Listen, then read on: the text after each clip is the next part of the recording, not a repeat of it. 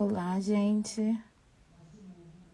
Estou só fazendo os ajustes aqui. Tenham paciência comigo, que eu nunca fiz isso antes. Boa noite, André.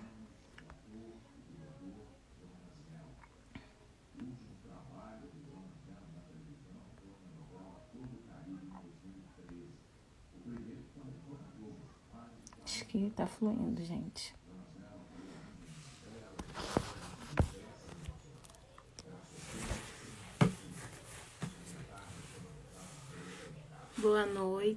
Boa noite, João.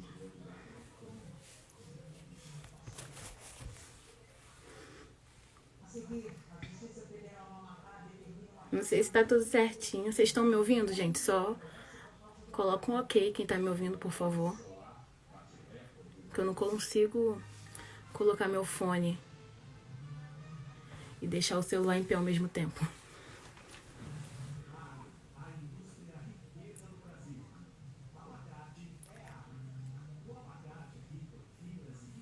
Obrigada.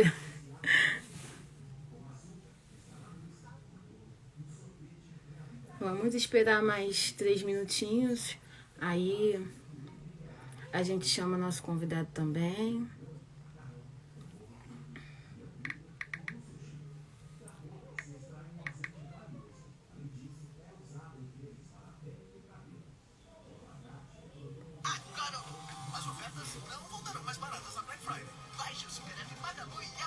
Botando uma musiquinha aqui pra gente.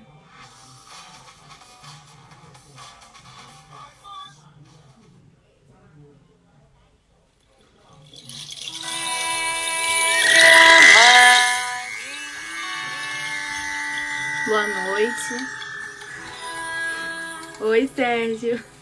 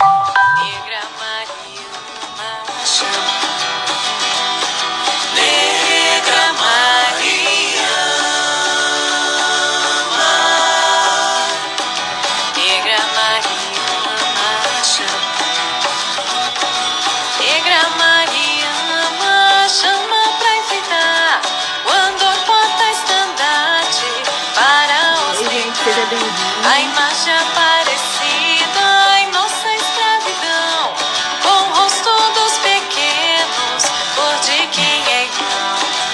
Verdade. Negra Maria,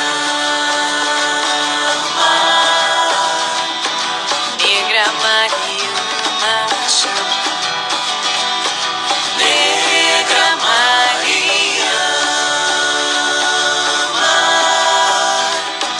Negra Maria, Negra Maria, chama pra cantar, que Deus une os fracos pra se libertar, e derrubou dos tronos latifundiários que escravizaram pra se regalar. Saudade mesmo. Negra Maria, Saudade de uma roda da PJ. Negra Maria, Negra Maria, Negra Maria,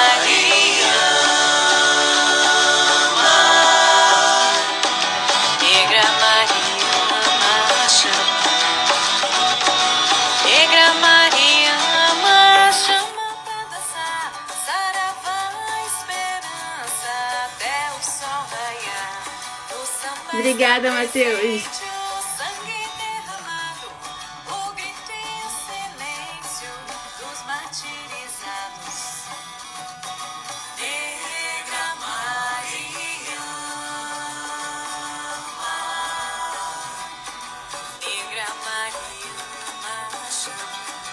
Bom, só esperar dar 9h10, aí eu começo. Verdade. Clara sempre presente. Negra Mariana chama pra lutar em nossos movimentos, sem desanimar. Levantar a cabeça dos espoliados. Nossa companheira chama pra avançar. Negra Mariana,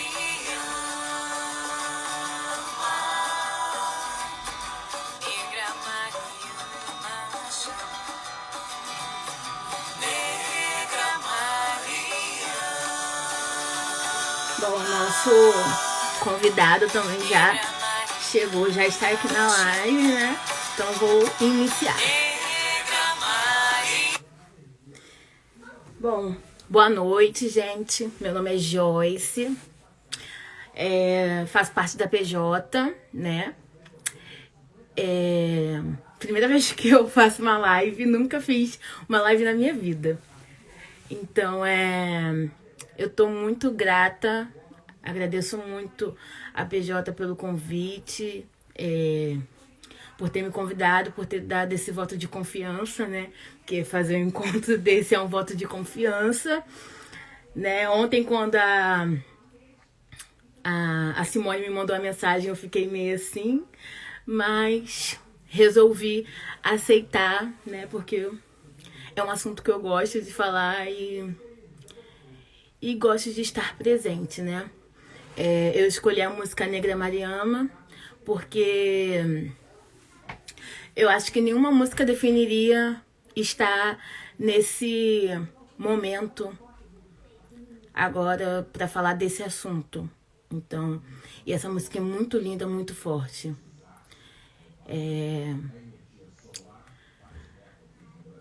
Então, vou fazer uma poesia, vou ouvir não, meu Deus, ler uma poesia aqui para vocês. E vamos lá. O nome da poesia é Eu Não Consigo Respirar, Carla Pepe. Não consigo respirar, dizia o homem negro, com um guarda na sua jugular. Não consigo respirar, gritava a jovem negra, estuprada na rua sem lugar.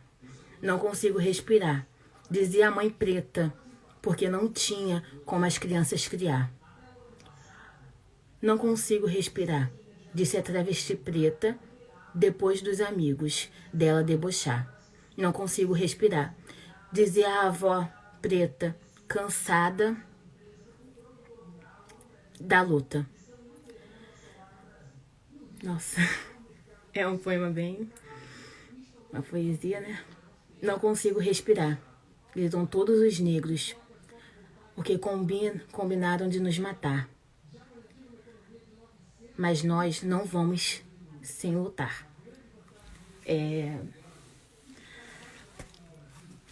Nossa, foi bem forte. Muito lindo, gente. Então, vamos lá que eu vou introduzir o tema. O Dia Nacional da Consciência Negra, 20 de novembro, relembra a morte de Zumbi dos Palmares, o último líder do Quilombo dos Palmares, assassinado em 1965. Há décadas, o mês de novembro tem se tornado referência para atividades que afirmam a negritude. E para nos ajudar a compreender melhor esse dia, vamos chamar Joilson, né? O irmão Joilson, para bater um papo conosco sobre o assunto, conversar um pouco. Então, vou chamar ele aqui agora, tá? Só um minutinho.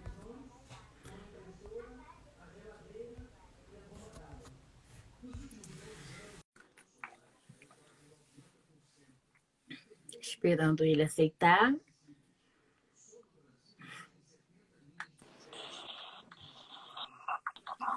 Oi, Joilson. Olá, alegria estar aqui com vocês. Tá me ouvindo? Te ouvindo.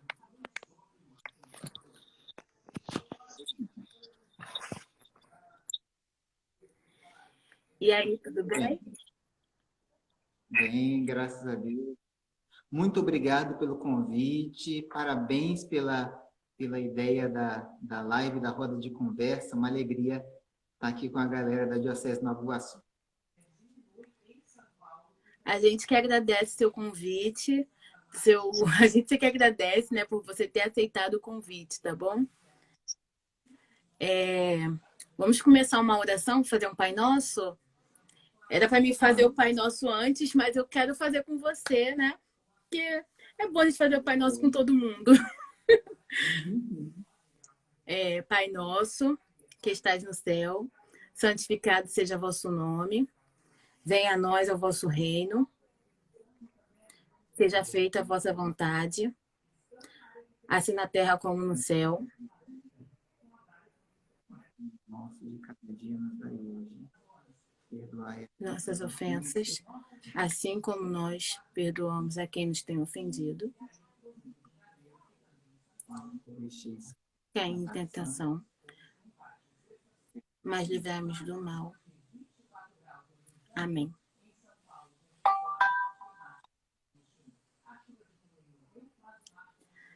Foi? Eu acho que está caindo. a oração da fraternidade, né? Uma oração importante e simbólica para a gente começar a conversa do dia de hoje, né? Exatamente. É uma oração em tanto. E a gente fala que o Pai é nosso e que o pão é nosso, então se o Pai é nosso e se nós somos irmãs e irmãos, não tem espaço para relações baseadas na discriminação ou no racismo, né? Nossa, falou Então, tudo. Exatamente. Não tem espaço para já não se preconceito quando a gente não acredita em tem Jesus Cristo. não tem espaço para preconceito porque o outro é meu irmão, a outra é minha Exatamente. irmã. Entre irmãos e irmãs, as relações são relações de cuidado, de ajuda. Irmão Opa, Joilson, estão pedindo para o senhor falar um pouquinho mais perto do microfone. valeu. André, vê se está melhor. Eu sempre brinco que um dos meus defeitos de fabricação é falar baixo. Mas eu vou melhorando. Obrigado aí, a galera vai sinalizando. Qualquer coisa vai falando, gente, que às vezes a gente daqui não percebe. Isso. Isso, vão ajudando a gente. Então, podemos começar? Acho que travou a internet dele.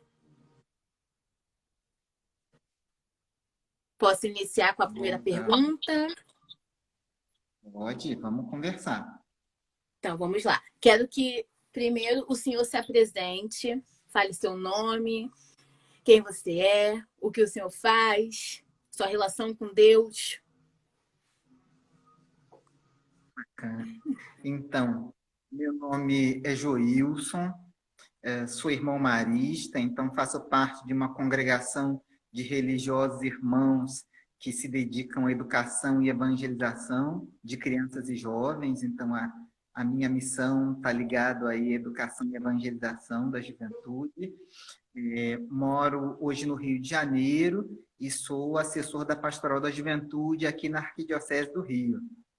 A minha origem está na Baixada Fluminense, então sou caxiense de nascimento e minha família mora em São João de Meriti.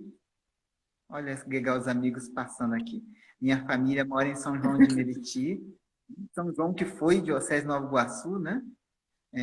Então, minha origem está lá na Baixada, nas comunidades eclesiais de base, na Pastoral da Juventude, da Baixada Fluminense. Essa é a minha origem de igreja. Né? E hoje estou por aqui pelo Rio de Janeiro, contribuindo um pouco nos colégios que a gente tem aqui, acompanhando a PJ e ajudando em outras coisas da congregação. Ah, sim. Muito bacana, gostei. Da relação com Deus passa pelo serviço à juventude, no sentido de de me sentir chamado a ser aí um companheiro de caminho dos jovens, né?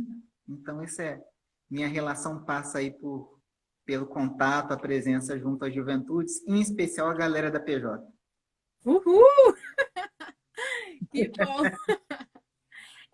Então, fazer uma perguntinha, né? No caso, são várias que eles me passaram, né?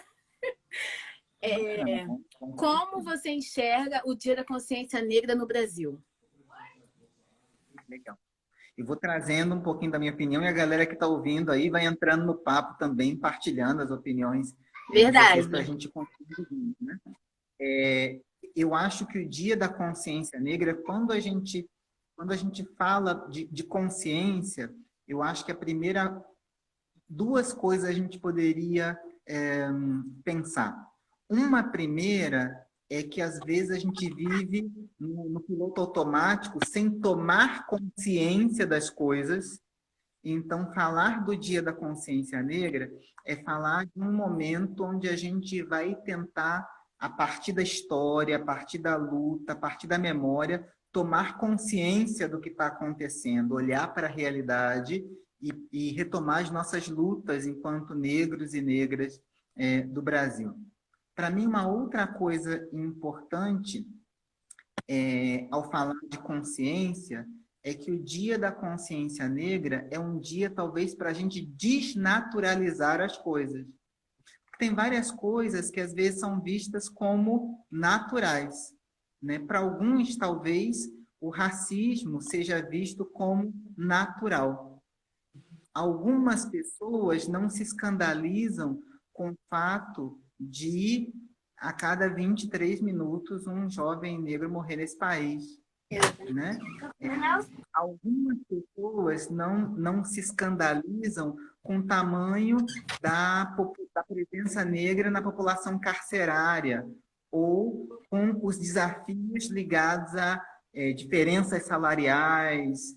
Então, o Dia da Consciência Negra é o dia da gente desnaturalizar todas essas coisas e se perguntar o porquê e afirmar que pode e é preciso ser diferente.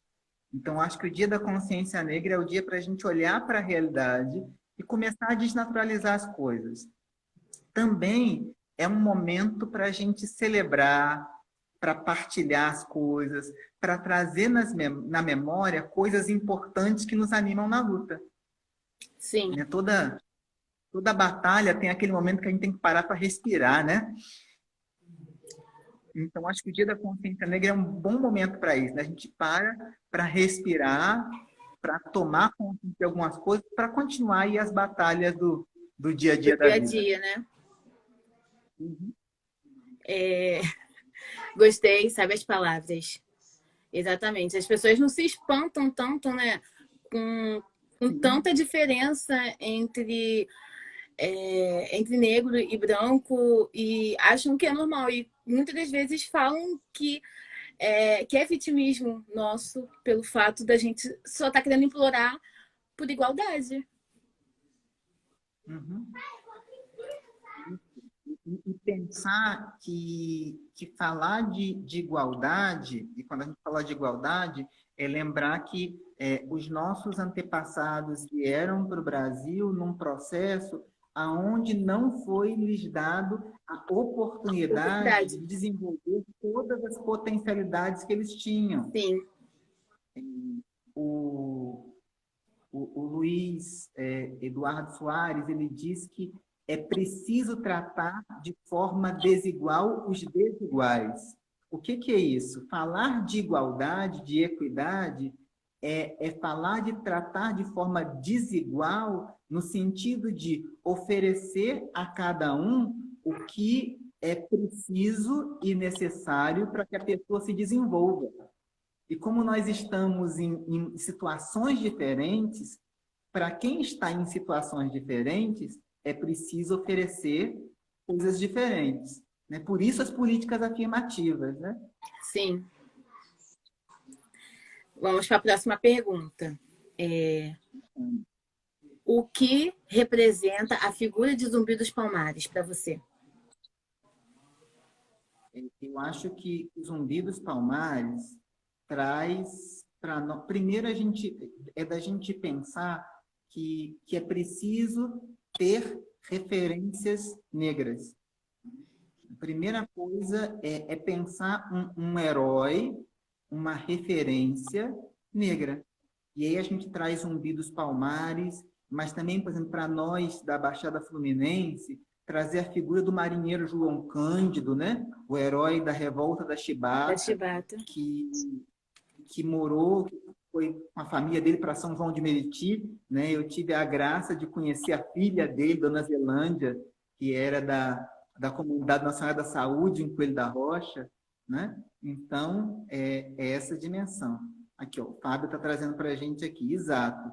Oferecer coisas diferentes, visando que os diferentes fiquem em condições cada vez mais iguais. Isso mesmo, Fábio. É esse caminho mesmo. Então, acho que primeiro o Zumbi dos Palmares traz para a gente uma referência que tem a cara da gente. Então, a gente se enxerga. Eu acho que é uma primeira coisa para pensar na pessoa de Zumbi dos Palmares.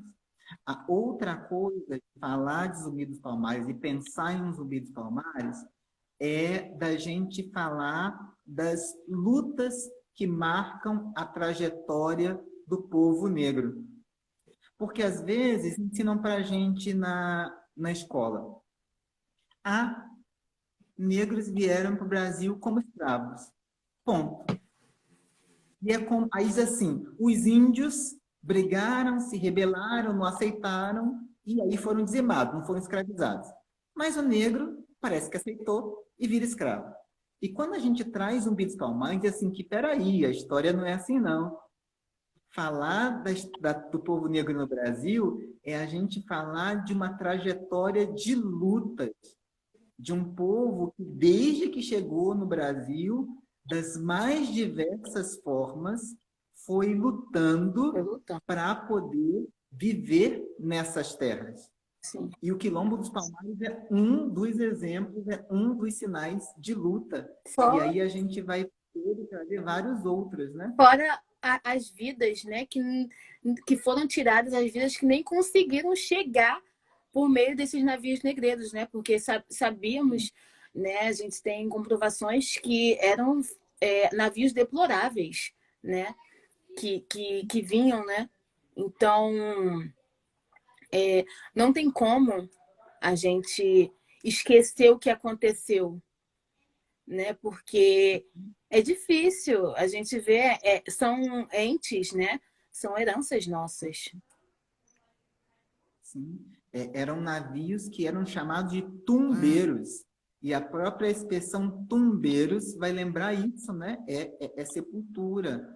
Essas pessoas que vêm em uma parte e pensar para essas famílias, nesse período de isolamento social, nós temos um conjunto de famílias que têm sofrido porque não conseguiram fazer os rituais fúnebres, como faz parte da nossa tradição.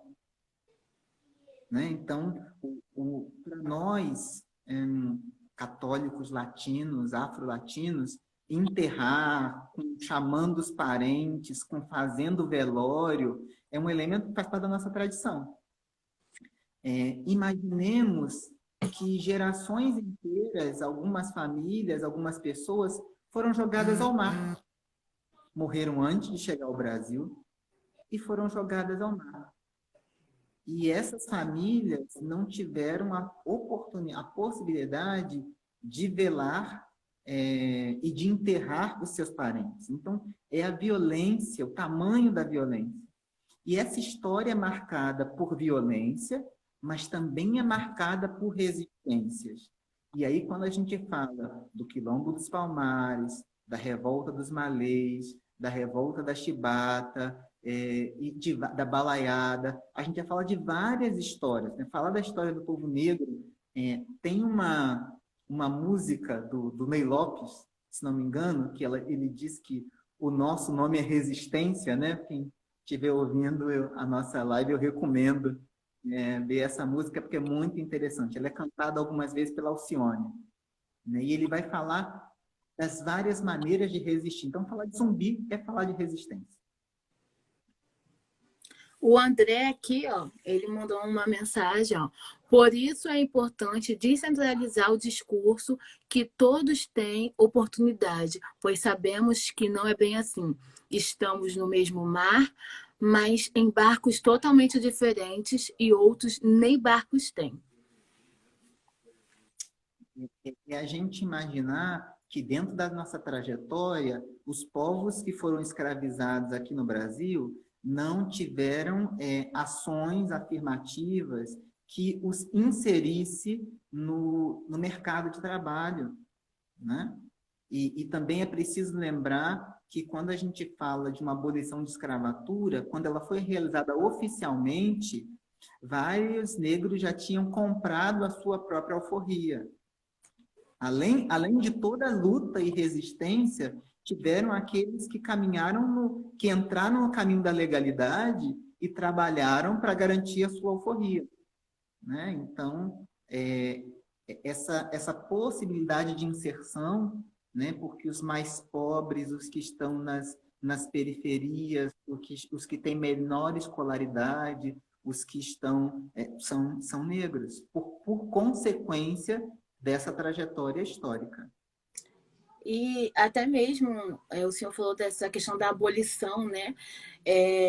Quando aboliram, né, a questão da escravatura, no caso, eles só deixaram de escravizar, né? No caso de bater, de manter eles ali presos e tal, mas depois colocaram na rua e eles não tinham muito o que fazer, né? Não tinham como se sustentar, porque ninguém queria dar emprego, porque veio toda aquela marginalização em cima do negro, né? E então muitos começaram a procurar do jeito que podia. Se você tem fome, muitas das vezes, né, você vai procurar de um jeito ruim, nem sempre você quer, mas você vai procurar dessa forma. E a gente tem que imaginar nesse caminho uma legislação preconceituosa, porque num lugar onde existiam inúmeros desempregados, a lei da vadiagem dizia que uma pessoa que estivesse sem trabalho, perambulando pela rua, era perigosa. Então, a pessoa poderia ser presa por causa disso.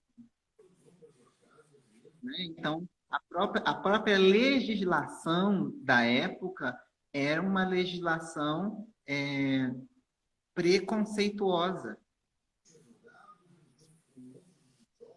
E aí aqui no Rio de Janeiro, a gente tem o Cais do Valongo, de imaginar quantos descendentes nossos que entraram ali, né? E a gente for imaginar ali o cemitério dos Pretos Novos, né? Da maneira como as pessoas eram enterradas, num lixão, na verdade.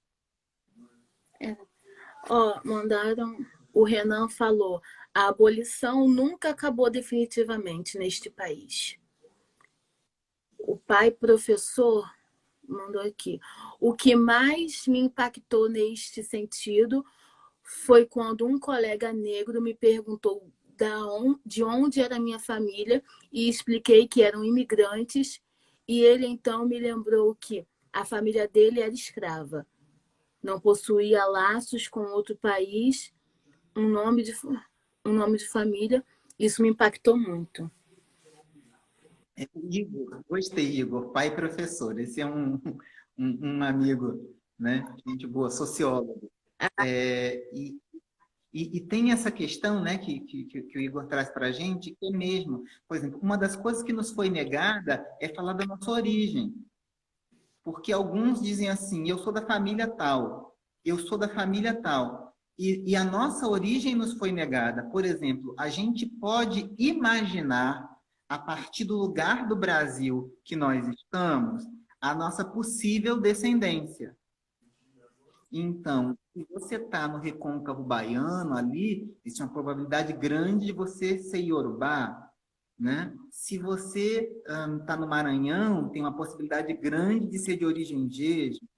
Mas nós, que você está em Minas Gerais, há uma possibilidade grande de ser banto, também em Pernambuco, mas nós do Rio de Janeiro, pelo tempo que fomos capital, aqui chegaram povos de várias origens. E existia uma política, também era uma política de Estado, misturar pessoas de tribos e de nações diferentes. Então, essa dimensão da nossa origem nos é negada também. E a gente tem que cavucar para descobrir de onde é que a gente veio. Mas eu parar, senão não dá tempo de conversar das outras perguntas. Vamos aqui na outra pergunta. Para as juventudes, qual a importância desse mês? Eu acho que é importante sim, várias coisas. Uma das coisas é dos jovens negros se reconhecerem e pensar o que significa ser jovem negro no Brasil hoje. O que significa ser jovem negra no Brasil hoje? Mas também para os jovens de outras origens étnicas, para os jovens brancos, é também de olhar e reconhecer qual é a contribuição das culturas de origem africana na constituição do nosso jeito de ser hoje. Então, se a gente for olhar para nós que estamos no Rio de Janeiro, nas periferias, né?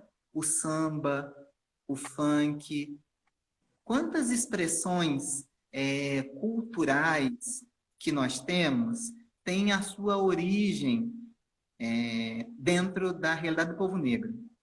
Então, eu acho que para nós, para as juventudes hoje, para o jovem negro, para a jovem negra, parar para poder pensar o que é ser jovem negro hoje, nesse momento do século XXI, já aí na terceira década desse século.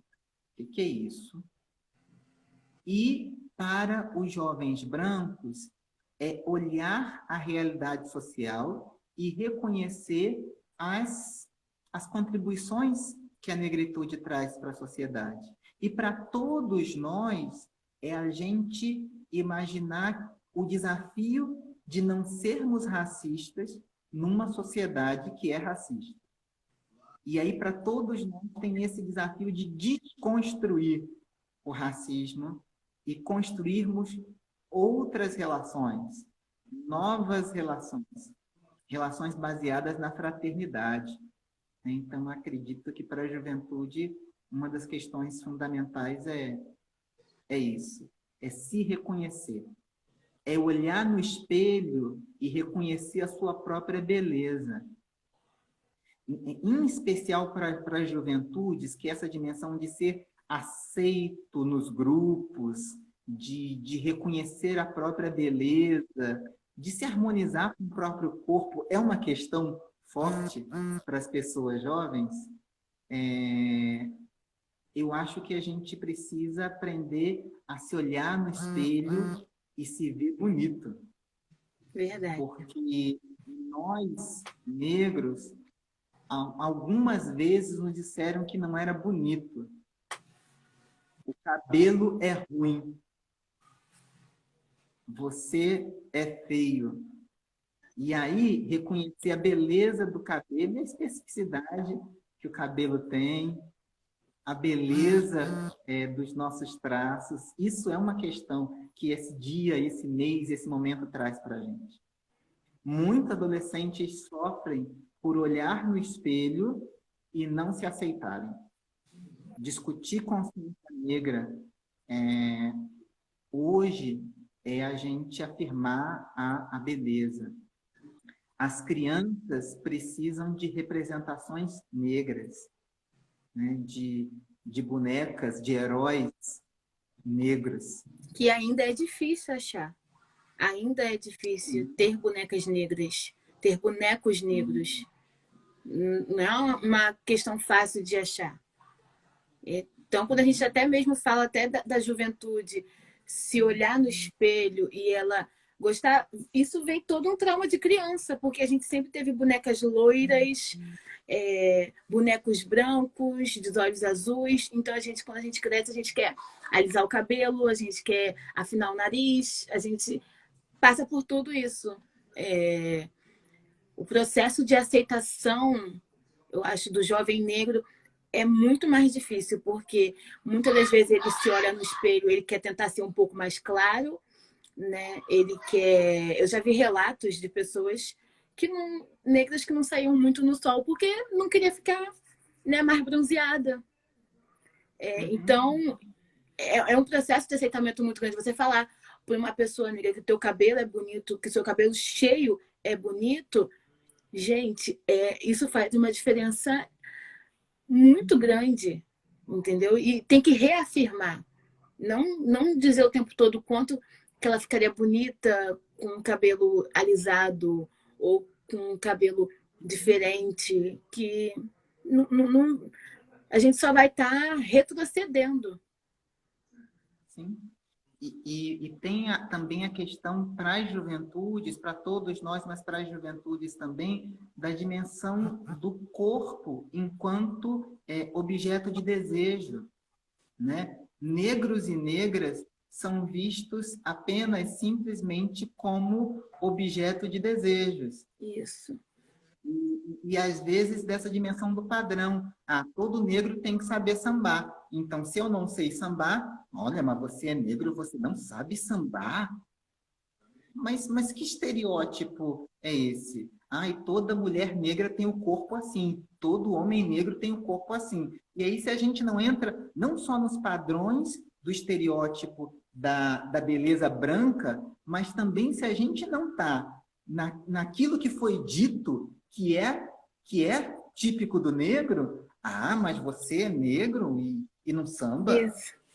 Você é um negro diferente, você é um negro embranquiçado, que são coisas que você fica assim, como assim? Para mim ser negra eu tenho que saber sambar, para mim ser negra eu tenho que ter um corpo diferente, um cabelo alisado, né?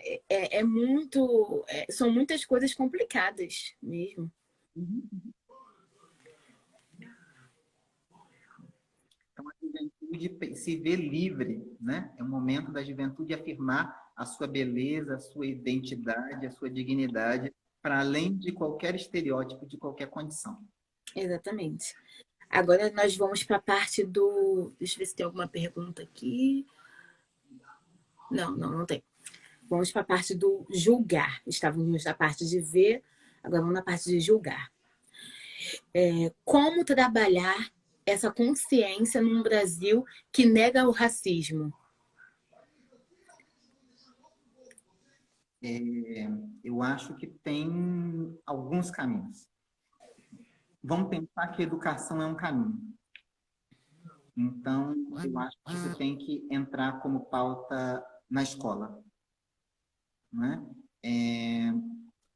Por que a gente não acha estranho que exista filme sobre Deus nórdico, como Thor, e a gente vê o filme que é sobre Thor, e é normal isso, mas se a gente escuta alguma coisa de candomblé, dá um pulo.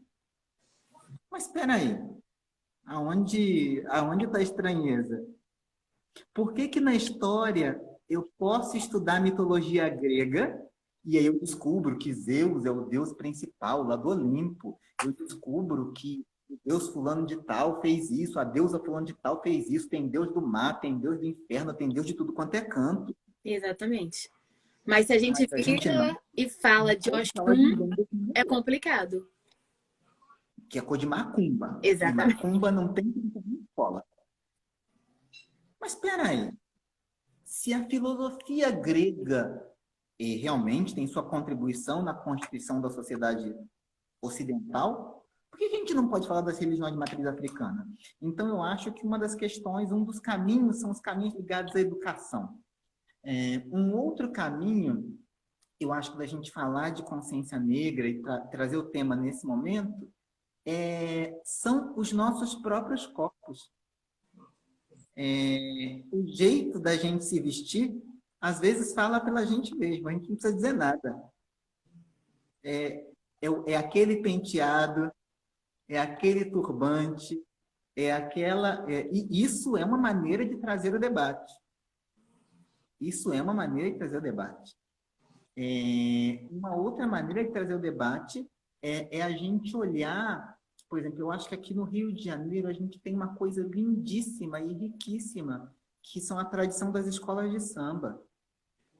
As escolas de samba trazem todo ano temas, e aí seja no samba, na melodia, na música, mas também no visual, elementos fantásticos para a gente botar em discussão. E a gente, às vezes, se anima com o desfile da escola de samba, mas a gente não olha o que esse desfile traz para a gente, né? Sim. Quando a Mangueira vai para a avenida e traz um desfile falando de um Jesus negro, poxa, tem coisa aí para poder trazer. Quando a Grande Rio vai para a avenida e traz Joãozinho da Gomeia, que é uma das grandes referências para se pensar o candomblé no Rio de Janeiro, né? E é alguém que viveu em Duque de Caxias, ou da gente pensar também Mãe Beata de Iemanjá, e aí assim, tem vários caminhos que a gente pode trazer. Então, diria, um caminho é o caminho do estudo, do debate, do conversar sobre as coisas. Um caminho é o caminho de ser. A gente traz o debate sendo. Como é que a gente traz o debate da consciência negra? Vivendo nossa negritude. Aí a gente já constrói assunto. E o outro ponto, para mim, eu trazer uma especificidade do Rio de Janeiro, seriam as escolas de samba. Eu acho que elas têm muito para dizer, né? Sim. É um evento muito grande, onde geralmente somos ouvidos nessa parte. Uhum. Isso. Entrou aqui um amigo, Paulo Martins, que é uma pessoa que gosta, é um mineiro que gosta muito de carnaval. Então. Seja bem-vindo. Vamos para a próxima pergunta. Na igreja, celebram missas enculturadas. Na PJ, trazemos muitos elementos da cultura afro para as celebrações. Qual a importância disso? Eu acho que uma das questões da liturgia enculturada é a gente perceber a sacralidade que existe no corpo negro, na história negra, na trajetória dos negros. Então, um elemento importante que a liturgia, porque a gente traz para a liturgia aquilo que Deus pode tocar, aquilo que pode estar com Deus, vamos dizer assim. Então, quando eu trago para a liturgia esses elementos, eu estou dizendo que isso é de Deus. Eu acho que é a primeira questão importante. Uma outra coisa é de celebrar a memória, de celebrar as nossas lutas. Eu acho que a Pastoral da Juventude, na vivência das liturgias enculturadas, ajuda a gente a perceber que fé e vida caminham juntos. E é preciso celebrar essas coisas. Né? Celebrar a vida. Eu acho que esse é um outro elemento. O outro elemento importante é a gente pensar que nós, enquanto Pastoral da Juventude, enquanto membros da Igreja Católica, precisamos lembrar que assim, a catolicidade, o ser católico, é estar abertos para todas as culturas. Não são só as culturas de origem europeia que podem construir o rosto da igreja. Ser igreja em Nova Iguaçu é lembrar e beber das culturas e das religiões, dos traços de matriz africana, né, do povo negro, da contribuição do povo negro. Então, eu acho que a importância que tem é a gente celebrar a nossa vida e dizer que isso tudo é de Deus. Isso tudo é bonito. Tem aqui as citações. O Paulo está falando da coisa de pele, né, citando Jorge Aragão. Eu acho que até quando a gente vai citar Jorge Aragão, ou Estela, Estela entrou, Estela é uma amiga de Goiás. Até quando a gente citar Aragão, e pensar a partir de Coisa de Pele, é imaginar que uma liturgia enculturada é isso, né? Uma liturgia enculturada é a gente trazer aquilo que é nosso, aquilo que é uma liturgia onde porque às vezes a gente vai para algumas celebrações que parece que a cabeça pode ir sozinha, né? Porque é tudo tão retinho, tudo bem, tão bem comportado. A liturgia enculturada traz essa dimensão de que nós, enquanto negros e negras, rezamos com o corpo inteiro. A gente não dá conta de rezar só com isso aqui. O corpo inteiro reza, o corpo inteiro vem para a reza. E todas essas coisas são de Deus. Eu acho que uma das questões fundamentais que a liturgia enculturada vem dizer para a gente é que tudo isso é de Deus, por mais que alguns digam que não é. Tudo. Vamos à próxima pergunta. Qual a importância dos brancos na luta contra o racismo? Legal. Quando a gente fala de racismo estrutural, que a gente fala que é presente na estrutura da sociedade, que a nossa sociedade é estruturalmente racista, porque ela vai sendo construída a partir da exploração e também de uma hierarquização ou discriminação que se dá pela etnia e pelo tom da pele. Todos nós estamos envolvidos nesse processo. Falar de racismo não é só falar de algo que toca os negros, mas é falar também de que o branco precisa entrar nesse processo, porque a gente tem que avançar dessa relação social, aonde para eu me valorizar eu tenho que desvalorizar o outro. E se para me valorizar eu tenho que desvalorizar o outro, no fundo o que eu estou dizendo é que eu também não tenho valor. Eu não estou somente dizendo que o outro não tem valor, mas eu estou dizendo que eu não tenho valor em mim. Porque se para eu ser mais, o outro tem que ser menos, eu estou estabelecendo uma relação de competição. Então, falar de negros e brancos nesse debate é falar que todos nós vamos aprender a reconhecer o que há de bonito em todos nós. E a gente não vai precisar se comparar com o outro para dizer que o outro é feio, por isso eu sou bonito. Não. O outro tem a beleza dele, eu tenho a minha beleza. O outro tem a história dele, eu tenho a minha história. O outro tem a trajetória dele, eu tenho a minha trajetória. Então, nós só seremos livres de verdade numa sociedade sem racismo. Porque uma sociedade que constrói hierarquias a partir da etnia também vai construindo outras hierarquias. Hierarquias a partir do gênero, da orientação sexual, da realidade geográfica, da competência ou da habilidade física. E a gente sonha uma sociedade onde isso não seja nada hierarquizado, onde a diferença seja apenas diferença. Então, a entrada dos brancos no processo de debater sobre o racismo é isso, né? Para também aprender sua história, aprender sua beleza e reconhecer. Exatamente. Tem até uma cantora, né, que eu gosto muito, que é a Bia Ferreira, e ela fala muito sobre essa questão. E ela fala que as músicas dela são músicas para pessoas negras, mas que brancos também podem ouvir e aprender a lutar junto. Porque somos nós que sofremos o racismo, mas são feitos por eles. Então, podemos sim lutar junto.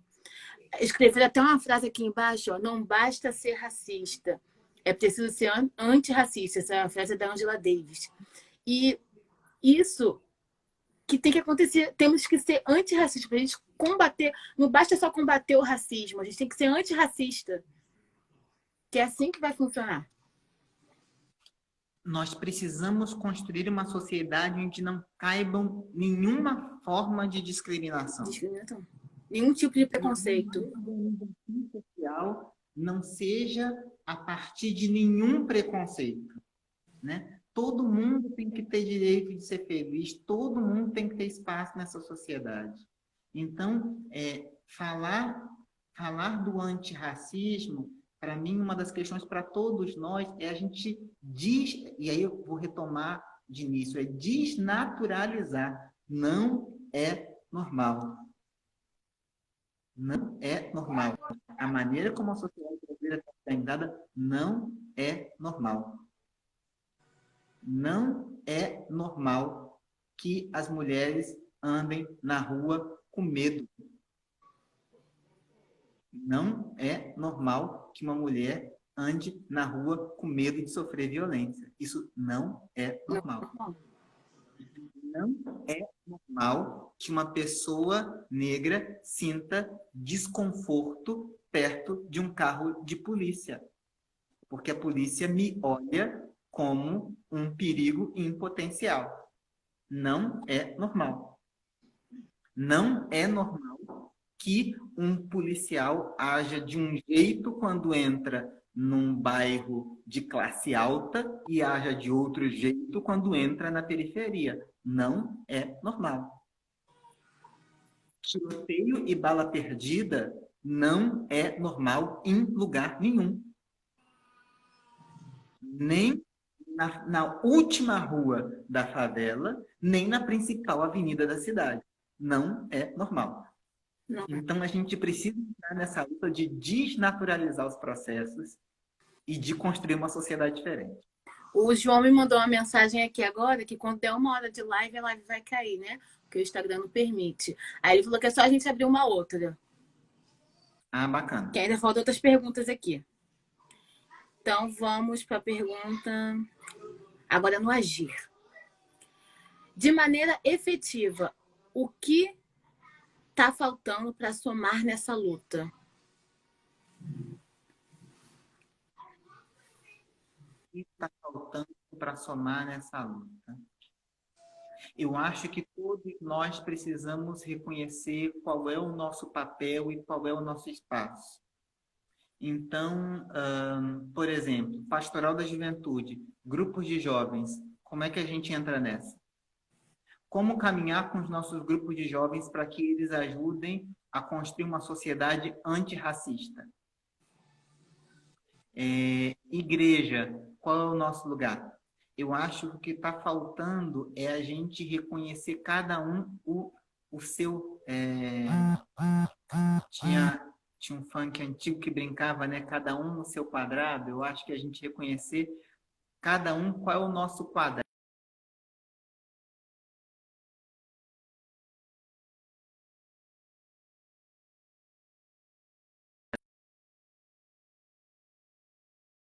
Racista. Agora, também uma coisa é os espaços alternativos de comunicação, né? Porque nem sempre algumas questões aparecem na mídia. Mas eu acho que uma coisa que eu devolveria a pergunta para cada um que está na live é assim: qual é o seu lugar? Qual é o seu campo de contribuição? Cada um de nós, porque assim, quando diz assim, o que falta para a gente entrar na luta? Eu acho que essa afirmação não dá para fazê-la de forma genérica. Eu acho que cada um tem que olhar do lugar onde está e se perguntar que contribuição eu tenho ou eu posso dar.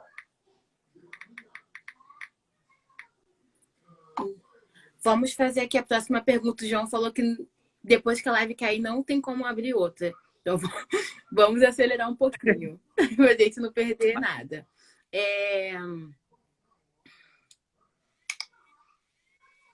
O que a igreja e a PJ pode fazer nessa luta? Eu acho que a primeira coisa é trazer o debate. Como o debate entra? Como eu falei, como o debate entra no grupo de jovens, como o debate entra na catequese, como o debate entra na liturgia inculturada, como criar posturas antirracistas em todos os espaços da igreja. como garantir a presença dos negros também em todos os espaços da igreja. Todos os espaços, todos os lugares. Mas trazer o debate. Trazer o debate e construir e ter posturas concretas. Porque as piadinhas racistas não podem ser comuns no meio de nós. Oi? Dar respostas mais curtas para não perdermos o tempo. Ah, não, ele falou que depois eu vou ter que abrir outra se essa cair. Agora ele me explicou aqui. Entendi. Então é só vai cair e a gente abre uma outra. Tranquilo. Tranquilo. Então vamos lá, vamos continuar. Diante do genocídio da juventude negra e pobre, o que fazer? O genocídio da juventude negra e pobre está ligado a várias questões. E aí a gente tem que trazer o debate das políticas públicas. Como é que está o nosso envolvimento na eleição do Conselho Tutelar? Porque falar falar de debate público. Então, vamos lá. Qual foi a última vez que nós que estamos nessa live entramos na Câmara de Vereadores? Para poder olhar como é que os vereadores da cidade estão debatendo os processos. Em quem que você votou para governador, para prefeito, para deputado, para senador? Como é que você se envolve na construção de políticas públicas? Como é que você pensa a política de segurança? Por que eu estou falando isso? Porque tem coisas que são entre nós, mas enquanto a gente não mudar as políticas públicas, enquanto for tranquilo entrar na favela atirando, não muda esse cenário. Então, a gente precisa entrar no debate da construção de políticas públicas. De políticas públicas para a juventude e de políticas públicas de segurança. Enquanto a gente continuar acreditando que se resolve política pública dando tiro, enfiando gente na cadeia simplesmente, a gente não resolve o problema. Então, a gente precisa entrar pesado com uma política voltada para educação. A polícia precisa ser preparada para lidar com pessoas e não com patrimônio. A polícia, o pensamento da segurança pública brasileira, ela é segurança de patrimônio. E se a segurança é de patrimônio, quem tem mais patrimônio acaba sendo mais acompanhado ou protegido do que quem tem menos.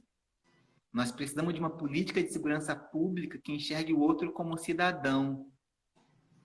Todo mundo é cidadão. Todo mundo tem que ser tratado com dignidade. Então, vamos entrar para o debate de políticas públicas. Nós estamos na véspera de eleição. Acabamos de passar por uma eleição. Alguns lugares têm segundo turno. Em quem que a gente está votando? Quais são as políticas no campo da segurança e da juventude dessas pessoas? Como é que a gente está envolvido com o movimento popular para poder ajudar a construir outros cenários? Mas para mim precisa mudar, né? Política pública. O cenário precisa ser mudado de imediato, né? Isso. E debater é bom, conversar na igreja é bom, mas não adianta fazer isso se a gente não intervir nas políticas públicas. E a gente tem que descobrir como intervir. Uma delas é sessão da Câmara de Vereadores. A gente tem que acompanhar. Na paróquia, de você que está me ouvindo, tem a Pastoral da Cidadania? Você já teve contato com o movimento Fé e Política? Né? Vamos lá, vamos olhar essa galera que está acompanhando a área. E aí, galera? Tem? Como é que está a Pastoral da Cidadania? Como é que está o movimento Fé e Política? Como é que a gente traz esses debates? A última eleição para conselheiro tutelar. Aonde estão os conselhos tutelares As nossas dioceses têm várias cidades, né? Das cidades de vocês. Nova Iguaçu tem quantos conselhos tutelares? Vocês sabem quem são os conselheiros? Como é que as coisas são acompanhadas aí, as políticas ligadas à infância? E os outros conselhos também. Os conselhos são um espaço importante, a gente precisa estar aí. E a outra coisa é construção de política pública. Não adianta, se a gente não tiver oportunidade de emprego e renda, mata um aviãozinho agora e vai aparecer outro. A gente precisa ter oportunidade de emprego e renda. Que oportunidade de exercício da cidadania o Estado oferece para os jovens e adolescentes que estão nas periferias? Vamos servir, gente. Vamos aí, vamos ajudar. Ó, o João falou que você é um mestre. Abraço, João. Eu acho que ela cai agora. Eu vou ter que colocar você de novo. Gente, não... Vamos indo aqui falando. Essa era a última pergunta. Fiz todas. Dei a corridinha e chegamos. Alguém quer falar alguma coisa, fazer uma pergunta? O Juan colocou aqui, quando a gente estava falando da questão da escola de samba, ele falou da tradição dos bailes de charme, das batalhas de rime, uma coisa a ser trabalhada. A gente tem hoje os slams, né? O Enio aqui. A gente tem os slams, é uma outra coisa que a gente precisa valorizar. É um espaço de cultura negra, né? Precisamos valorizar esses espaços, dar voz a eles, né?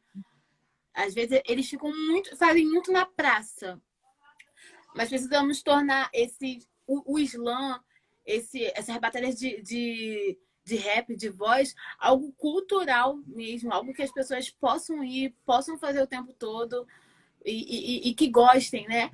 E que até mesmo tirem essa forma de marginalizar o rap, né? Esse olhar que o rap tem. A gente precisa oferecer espaços de lazer para a galera.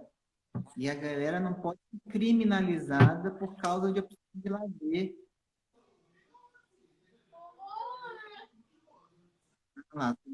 Financiar também, né? Aí a gente está falando de política de cultura, né? Eu estou falando de política de segurança, você trouxe uma questão interessante da política de cultura. Como é que a gente financia e leva oportunidades de lazer, de cultura para as periferias? Né? Se a galera está se aglomerando naquele canto, qual possibilidade que tem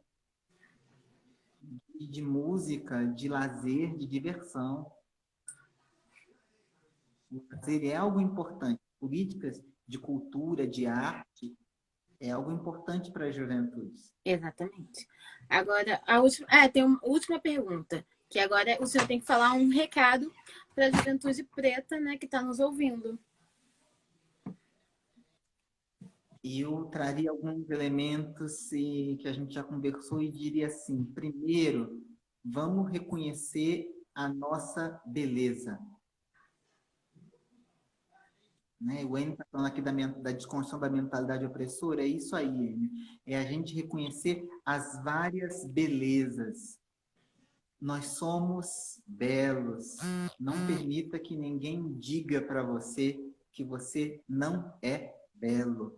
Reconhecer a sua beleza ao seu jeito. Essa é uma coisa. A outra coisa de valorizar as nossas culturas e as nossas origens. Vamos perguntar para os nossos mais velhos de onde as nossas famílias vieram. De onde a sua família veio? O nosso bairro, como é que foi a origem dele? Eu acho que isso é importante para a gente retomar. A outra coisa é a gente se envolver em espaços e projetos que valorizem a cultura negra e que nos ajudem a crescer. O grupo de jovens da Pastoral da Juventude são um espaço desse. Mas existem outros espaços. Quais são os outros espaços? Uma outra questão que eu diria importante, e aí eu diria que eu aprendi com os meus pais, que é a dimensão do estudo. A gente tem que estudar. A gente tem que estudar para a gente também dominar os teóricos, entender das teorias e entrar nos debates com profundidade, né? Vamos lá, vamos se preparar. Cada um dentro do campo de saber que mais lhe convém. O que você gosta? Qual o seu campo? E vamos investir nessa área. Porque a gente não constrói mudança nessa sociedade sem construir narrativas, disputar os espaços. E aí imaginar, e nós que estamos falando aí a partir do segmento de Jesus, imaginar que Jesus Cristo veio nos anunciar um caminho e um projeto de libertação. Jesus foi um galileu do século I que viveu sua cultura e que foi discriminado também por ser galileu. Então, ele nos ensinou um caminho que é um caminho de uma sociedade sem preconceitos, discipulado de iguais, onde as diferenças não são hierarquizadas. Eu iria por aí. Falou bonito. Gostei muito. Eu acho que, resumindo, né, o que o senhor quis dizer é educação. Educação sempre. Educação. A educação tem mudanças, faz mudanças e Uhum. só precisa, né, que isso seja enxergado, né? E que chegue nas pessoas o quão a educação pode mudar, né, as vidas das pessoas, principalmente das pessoas negras, né, que são os que mais sofrem com a questão da educação, né? Porque quando a gente fala de questão de saúde, escola pública, quem geralmente está mais nas escolas públicas são os negros. Então, o investimento tem que começar dali, né? E se não existe alguma coisa, inventa e vamos tentar. Vamos continuar tentando, Exatamente. vamos continuar contribuindo, né? No filme Lula, o Filho do Brasil, a personagem mais interessante para mim é a mãe dele, que ela diz assim para ele: meu filho, você teima e você teima outra vez. Tem outra vez. Se você não conseguir, você para, descansa e depois teima de novo. Teima de novo. Essa Pra parte nós, é muito, muito forte. Para nós, enquanto negros, não tem outro caminho. E para quem quer mudança nessa sociedade, não tem outro caminho. A gente vai insistir, insistir, insistir. Não deu certo esse caminho? Tenta por outro. Mas vamos continuar tentando. Exatamente. Algumas coisas talvez a gente não consiga. Mas a nossa luta vai ser base para que aqueles que vierem depois de nós alcancem. Exatamente. Então, isso é uma questão que esse processo que a gente vive é igual plantar árvore. A gente não planta algumas coisas para a gente mesmo. Então, a gente vai plantando e vai cuidando. Os frutos que a gente não conseguir colher, aqueles que virão depois de nós vão conseguir. A gente só encontra algumas sombras hoje porque algumas pessoas plantaram essas árvores. Então, que sejamos nós aqueles que plantemos algumas árvores para os próximos encontrarem as sombras. É isso aí, né? Nós somos a ancestralidade dos que virão. Exatamente. Tudo está interligado. Tudo está interligado. Uma frase que as pessoas também dizem muito é que nós só vamos estar livres quando todos estiverem livres. Então, não tem como eu falar que eu estou livre quando o meu irmão ainda está numa cela. Então, eu não posso dizer que eu estou livre, porque eu tenho que lutar por ele. Uhum. Então, vamos fazer a oração final, né? Que é com o Senhor. Mais uma vez, a Então, PJ está agradecendo, né? Por você ter aceitado o convite, por estar aqui conosco, falando, né? Que foi muito bom. Eu aprendi muito, muito com o senhor. Nunca conheci pessoalmente, mas eu gostei, adorei. eu agradeço, né, a oportunidade, agradeço muito a galera da Diocese de Nova Iguaçu por essa oportunidade da gente conversar, da gente ter esse espaço. A gente vai aprendendo junto, as perguntas vão ajudando a gente a pensar, e aí também as contribuições, né, vão ajudando, isso tudo é muito, muito importante. Eu queria, nessa oração, primeiro, que cada um de nós que estamos, abraço, eu queria nessa oração pedir para que a gente que ainda está nessa conversa pudesse dizer assim, numa palavra, numa frase, o que ficou no coração, né? O que ficou no coração? E aí a gente trazer isso. Para mim, a palavra é gratidão, né? Até falando que o João está falando de gratidão, para mim a palavra é gratidão. Né? Gratidão a vocês pela possibilidade da conversa, mas também gratidão a todas as pessoas que ajudaram a construir o Joilson que está aqui conversando com vocês. Porque o irmão Joilson que está aqui conversando com vocês é o fruto de inúmeros processos e contribuições de inúmeras pessoas. Então, eu acho que se eu hoje consigo reconhecer a minha beleza enquanto negro, a minha história enquanto negro,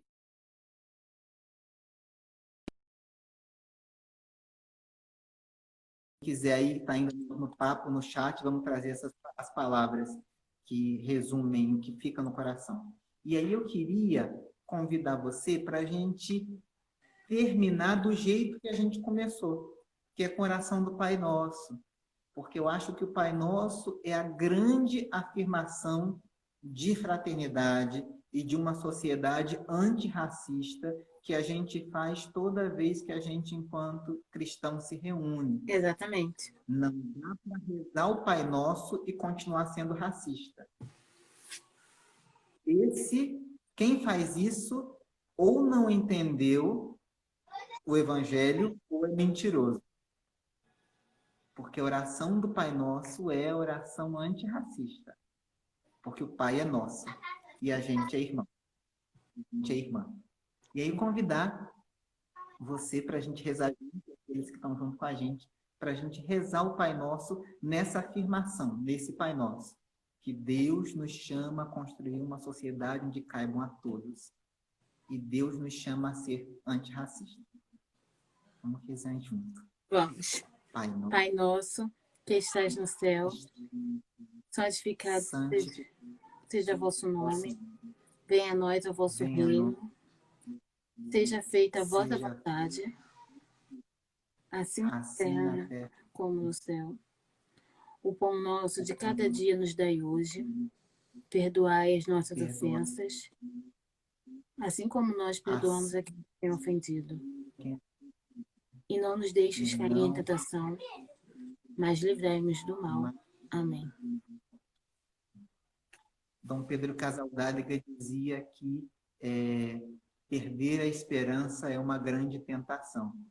Então, que Deus nos livre dessa tentação de perder a esperança. Viva a esperança e, por mais que seja difícil, continuemos tentando construir uma sociedade antirracista.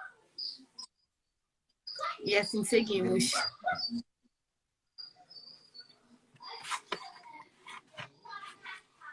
Então, bom, gente, hoje, né, ficamos por isso mesmo, né, acabamos essa live maravilhosa, né, que foi com o nosso irmão Joilson. Espero que todos tenham gostado, tá bom? Vamos disponibilizar o vídeo para vocês, né? Então, eu também quero agradecer a PJ pelo convite de estar sendo mediadora hoje dessa live. Eu aprendi muito, gostei muito. E quando tiver outras oportunidades, pode me chamar de novo, que eu gostei. Então, muito obrigada, gente. Ó, todo mundo agradecendo. Beijo, galera. Lohane, Enio, João, Serginho. Muito obrigada, galera. Fiquem com Deus, tá bom? Fica com Deus. Nossa Senhora proteja muito vocês. Beijo. Tchau, Joelson. Fica com Deus. Um abraço. Abraço. Obrigadão. Tchau, tchau.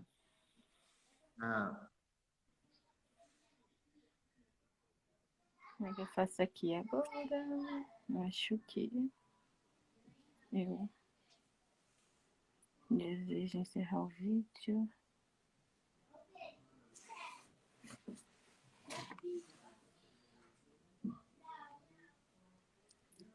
João, eu encerro aqui, né? Tipo, você tá falando que tem certeza que você deseja encerrar o vídeo ao vivo? Encerro, né?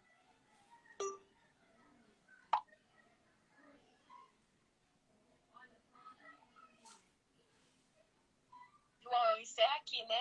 Tipo, você tá falando que tem certeza que você deseja encerrar o vídeo ao